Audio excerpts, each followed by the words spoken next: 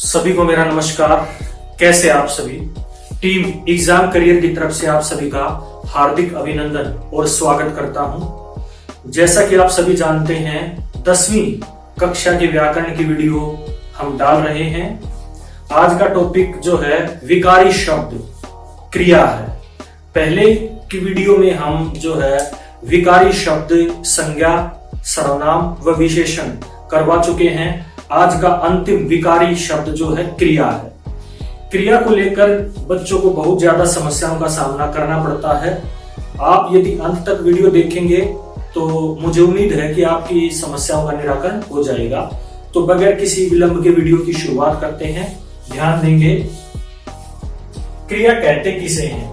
आज हम क्रिया करेंगे। वे विकारी शब्द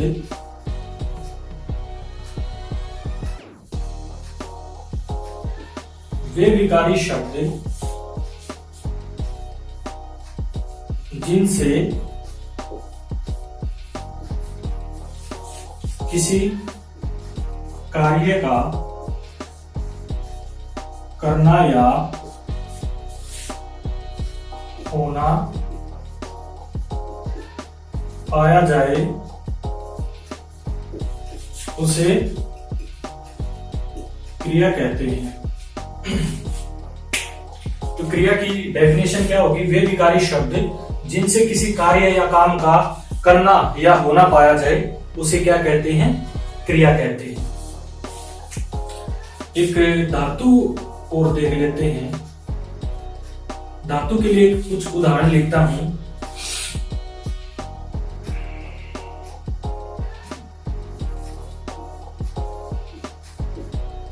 खेलता, खेलती, खेला, खेलूंगा। ये कुछ क्रियाएं लिखी हैं। इन सभी क्रियाओं में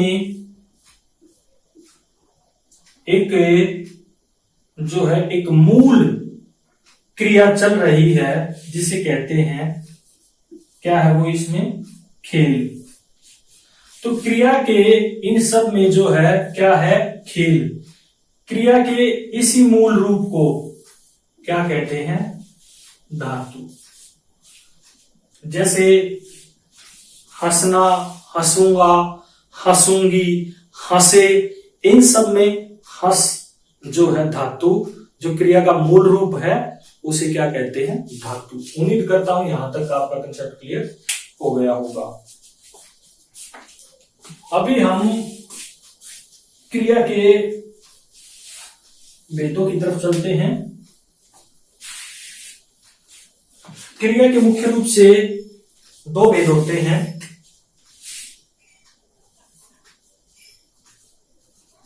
अकर्मक व सकर्मक। जिन क्रियाओं में अकर्मक कर्म नहीं होता उन्हें अकर्मक कहते हैं। इसमें जो है इसमें कर्ता ही मुख्य होता है। इसमें कर्ता मुख्य होता है, इसमें कर्म नहीं होता। सकर्मक क्रियाएं जिनमें कर्म होता है और एक क्रिया का प्रभाव कर्म पर ही पड़ता है उसे सकर्मक क्रियाएं कहते हैं। जैसे कुछ क्रियाएं हैं।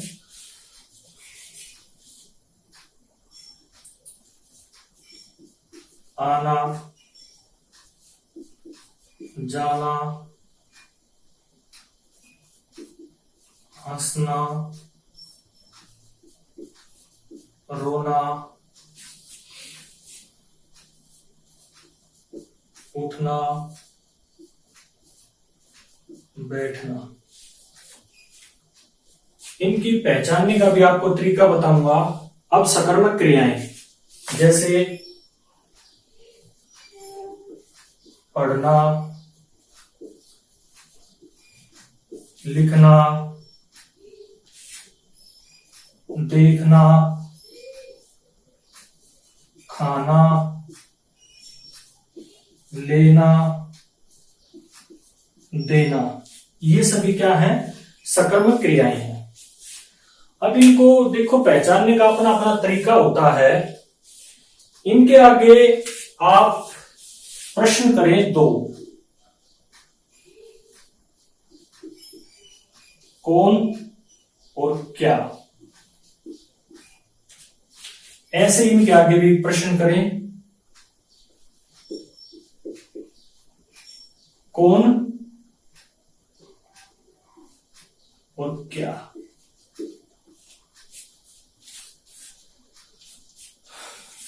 अब इसमें क्या करना, हमने दो प्रश्न करेंगे हम क्रिया के आगे रख के, कौन और क्या। जैसे कौन आया, आंसर मिल रहा है। क्या आया, क्या क्या के प्रश्न का उत्तर नहीं मिल रहा। कौन गया, यानी जाना गया, तो इसमें उत्तर मिल रहा है। क्या का उत्तर, क्या गया, ये नहीं मिल रहा। कौन हंसा, उत्तर मिल रहा है। क्या हंसा, उत्तर नहीं मिल रहा। कौन रोया, उत्तर मिल रहा है। क्या रोया, उत्तर नहीं मिल रहा। कौन उठा, उत्तर मिल रहा है। क्या उठा, उत्तर नहीं मिल रहा। कौन बैठा, उत्तर मिल रहा है। क्या बैठा, उत्तर नहीं मिल रहा। तो इसकी यह पहचान है कि यदि दोनों का उत्तर, इसमें क्या का उत्तर नहीं मिल रहा, केवल कौन का उत्तर मिल रहा है, तो अकर्मक क्रियाएं होंगी। इसमें क्या है, सकर्मक में जब दोनों का उत्तर मिल जाएगा, विशेषकर क्या का, तो वो सभी सकर्मक क्रियाएं होंगी। जैसे कौन पढ़ रहा है, कोई ना कोई पढ़ रहा है, और क्या पढ़ रहा है, कुछ ना कुछ पढ़ रहा है। भाई रामायण पढ़ रहा है, महाभारत पढ़ रहा है, पुस्तक पढ़ रहा है, कुछ ना कुछ तो पढ़ रहा है। तो दोनों का उत्तर मिल रहा है। यहां पे लिखना, कौन लिख रहा है, कोई ना कोई लिख रहा है। क्या लिख रहा है, भाई पत्र लिख रहा है, कोई निबंध लिख रहा है, कहानी लिख रहा है, कुछ ना कुछ लिख रहा है। दोनों का उत्तर मिल रहा है। ऐसे देखना, कोई ना कोई देख रहा है, और क्या देख रहा है, कुछ भी, भाई कोई देख रहा है कुछ भी। जैसे भाई पतंग देख रहा है, सिनेमा देख रहा है, या फिर गाड़ी देख रहा है, कुछ भी जो है, दोनों का उत्तर मिल रहा है, तो फिर से ये सकर्मक है।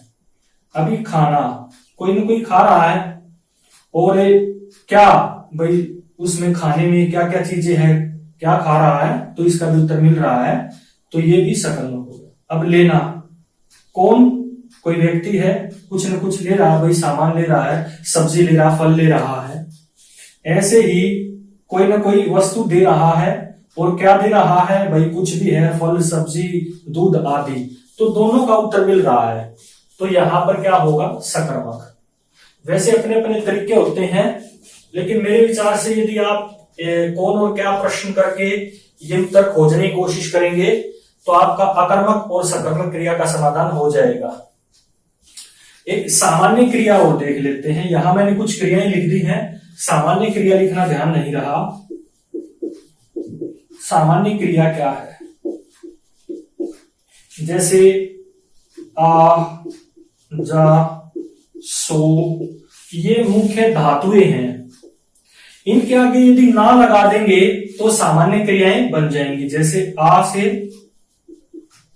आना, जाना, सोना, ना लगाते ये सामान्य क्रियाएं बन जाएंगी। ये सभी सामान्य क्रियाएं बन गई हैं। उम्मीद करता हूं यहां तक आपका कंसेप्ट क्लियर हो गया होगा। अभी मैंने जो है कुछ यहां पर क्रियाएं लिख दी हैं पहले ही, उनके बारे में हम यथाक्रम चर्चा करते हैं। सबसे पहले जो हमारी क्रिया है एक कर्मक, जैसा कि इसमें डेफिनेशन में छिपा हुआ है, जिस क्रिया में एक कर्म हो। मैं कर्म आपको अकर्मक सकर्मक करवा चुका हूं, अब आप इनको पहचान लेंगे। जिन क्रियाओं में एक कर्म हो उसे क्या कहते हैं, एक कर्म क्रिया कहते हैं। जैसे कि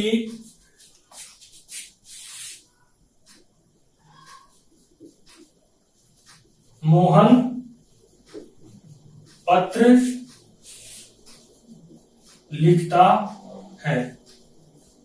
इसमें पत्र एक कर्म है और मोहन इस कर्म को कर रहा है, तो यहां पर पत्र एक कर्म है। तो यहां पर कौन सा हो जाएगा? जिन क्रियाओं में एक कर्म हो उसे क्या कहते हैं? एक कर्मक। अब द्विकर्मक, जिन क्रियाओं में दो कर्म हो उन्हें क्या कहते हैं? द्विकर्मक। जैसे इसी को ले लेते हैं,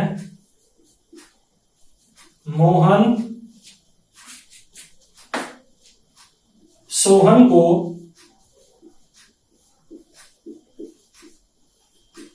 पत्र लिखता है। तो यहां पर सोहन पहला कर्म हो गया और पत्र दूसरा कर्म हो गया। तो जिस क्रिया में दो कर्म हो उन्हें क्या कहते हैं? द्विकर्मक क्रिया कहते हैं। अब एक प्रश्न और उठता है, थोड़ा सा यदि और गहराई में जाएं तो इन दोनों कर्मों में से मुख्य क्रम कौन सा और जो गौण क्रम कौन सा? गौण यानी कि जो कम महत्व है जिसका, तो उस बारे में और चर्चा कर लेते हैं। इसकी पहचान है, क्रिया के साथ में जो भी कर्म होगा वह मुख्य क्रम होगा। क्रिया के साथ वाला मुख्य क्रम होता है। इसमें जो है और एक और पहचान है, मुख्य क्रम मुख्य रूप से जो है निर्जीव होगा और यहां पर जो है ये फिर हमारा कौन सा हो जाएगा? गौण कर्म हो जाएगा। तो ये इसकी पहचान है। कभी कभी पूछ लेते हैं, यदि गहराई में प्रश्न कभी कभी पूछे जा सकते हैं इस प्रकार के। उम्मीद करता हूं यहां तक आपका कंसेप्ट क्लियर हो गया होगा। अगली क्रिया की तरफ चलते हैं, प्रेरणार्थक क्रिया। जब कोई व्यक्ति या कर्ता स्वयं कार्य न करके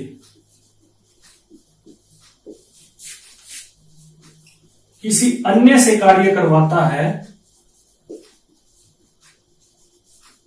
उसे क्या कहते हैं? प्रेरणार्थक क्रिया। जैसे मालकिन नौकरानी से कपड़े धुलवाती है। तो यहां पर जो है प्रेरणार्थक क्रिया है। धुलवाना क्या है? प्रेरणार्थक क्रिया, क्योंकि यहां मालकिन स्वयं कार्य न करके किससे करवा रही है? नौकरानी से। तो यहां पर क्या है? प्रेरणार्थक क्रिया। अब आगे चलते हैं, पूर्वकालिक क्रिया। जब क्रिया एक मुख्य क्रिया से पहले जब कोई क्रिया की जाती है तो वह पूर्वकालिक क्रिया कहलाती है। जैसे इसकी पहचान इसमें कर मिलेगा। जैसे सोहन घर जाकर पढ़ने लगा। पढ़ना मुख्य क्रिया है और यहां पर जाकर क्या है? पूर्वकालिक क्रिया है, क्योंकि इससे पहले एक क्रिया और हुई है, इसे क्या कहेंगे? पूर्वकालिक क्रिया। इसके बाद है संयुक्त क्रिया। संयुक्त यानी दो क्रियाएं, जहां दो क्रियाएं हों उसे क्या कहते हैं? संयुक्त क्रिया कहते हैं। जैसे चले जाना, अगला है जाने दो, घर जाना। इस प्रकार इसमें चले जाना दो क्रियाएं हैं, जाने देना, फिर से दो क्रियाएं हैं, घर जाना, घर नहीं माफ कीजिएगा,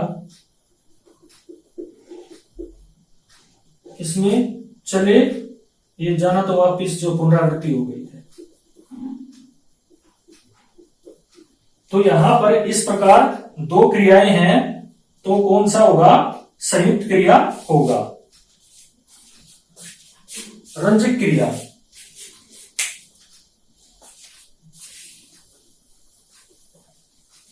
अभी हम रंजक क्रिया की तरफ चलते हैं। ऐसी क्रिया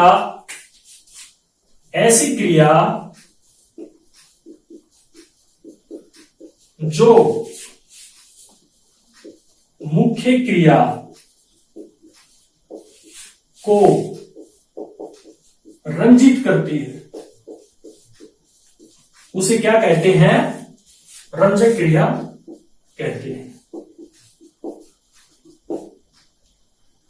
उदाहरण देखिएगा, सोहन गिर पड़ा।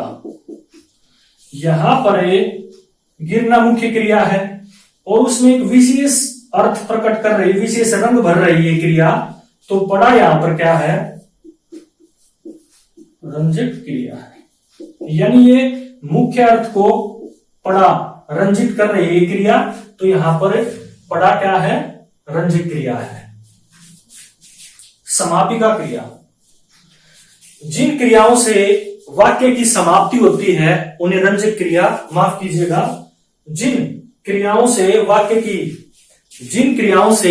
वाक्य की समाप्ति होती है उसे समापिका क्रिया कहते हैं। जैसे मोहन पढ़ता है, तो यहां पर ये जो पढ़ता है क्या है? ये हमारी समापिका क्रिया है, यानी वाक्य की समाप्ति होती है यहां पर क्या है? समापिका क्रिया है।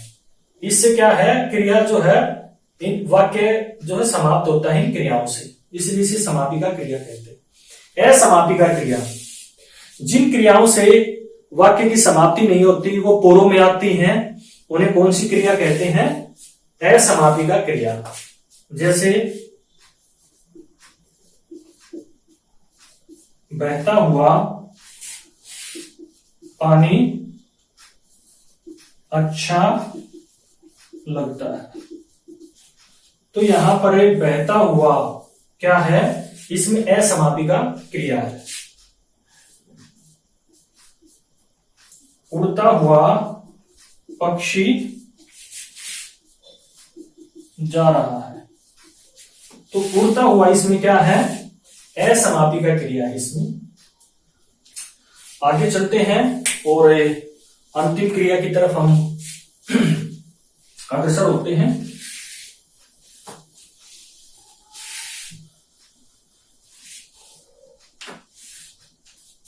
सहायक क्रिया। सहायक क्रिया किसे कहते हैं? वे क्रियाएं जिनसे समय या काल की सूचना मिले, उन्हें क्या कहते हैं? सहायक क्रिया। जैसे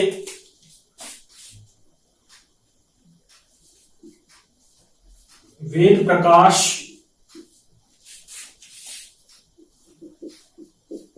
पढ़ता था,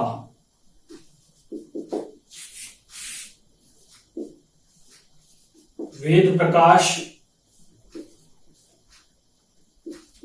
पढ़ता है, वेद प्रकाश पढ़ेगा। यानी इनसे भूतकाल, वर्तमान काल और भविष्य काल की क्रियाओं की सूचना मिल रही है, तो इस प्रकार ये कौन सी क्रियाएं कहलाएंगी? सहायक क्रिया। ये कौन सी होती हैं? सहायक क्रियाएं। तो यहां हमारा जो है क्रिया का कंसेप्ट क्लियर हो गया है। एक बारी 1 मिनट के लिए पुनरावृत्ति कर लेते हैं। विकारी शब्दों में क्रिया, यानी वे विकारी शब्द जिनके द्वारा काम का करना या होना पाया जाए उन्हें क्या कहते हैं? क्रियाएं कहते हैं। अकर्मक, सकर्मक। अकर्मक जिन क्रियाओं में कर्म नहीं होता और सकर्मक जिन क्रियाओं में कर्म होता है, सकर्मक क्रियाएं कहलाती हैं। एक कर्मक जिन क्रियाओं में केवल एक कर्म होता है उसे एक कर्मक क्रिया कहते हैं। द्विकर्मक क्रिया जिन क्रियाओं में दो कर्म होते हैं उन्हें द्विकर्मक क्रिया कहते हैं। प्रेरणार्थिक क्रिया जिस क्रिया में जो है कर्ता स्वयं कार्य न करके किसी और को प्रेरित करता है कार्य करने के लिए, उसे प्रेरणार्थिक क्रिया कहते हैं। पूर्वकालिक क्रिया मुख्य क्रिया से पहले जो क्रिया आती है उसे क्या कहते हैं? पूर्वकालिक क्रिया कहते हैं। संयुक्त क्रिया दो या दो से अधिक क्रियाओं से मिलकर जो है जिस क्रिया का निर्माण होता है उसे संयुक्त क्रिया कहते हैं। मुख्य रूप से इसमें दो धातुएं होती हैं। रंजिक क्रिया ऐसी क्रिया जो मुख्य क्रिया के अर्थ को रंजित करती है, उसमें रंग भरती है, उसे रंजक क्रिया कहते हैं। समापिका क्रिया ऐसी क्रिया जिनसे वाक्यों की समाप्ति होती है उन्हें समापिका क्रिया कहते हैं। असमापिका क्रिया ऐसी क्रियाएं जिनसे वाक्य की समाप्ति नहीं होती उन्हें असमापिका क्रिया कहते हैं। सहायक क्रिया ऐसी क्रियाएं जो काल विशेष की सूचना देती हैं उन्हें सहायक क्रिया कहते हैं। उम्मीद करता हूं आपका क्रिया का जो है कंसेप्ट क्लियर हो गया होगा। तो वीडियो को ज्यादा से ज्यादा शेयर करें, चैनल को सब्सक्राइब करें। यदि आप चैनल से नहीं जुड़े हैं तो चैनल से अवश्य जुड़ें ताकि समय पर आपको वीडियो मिलती रहे। और आपके लिए इतनी मेहनत करते हैं तो जो है कमेंट जरूर किया करो कि आपको वीडियो कैसी लगती है। धन्यवाद।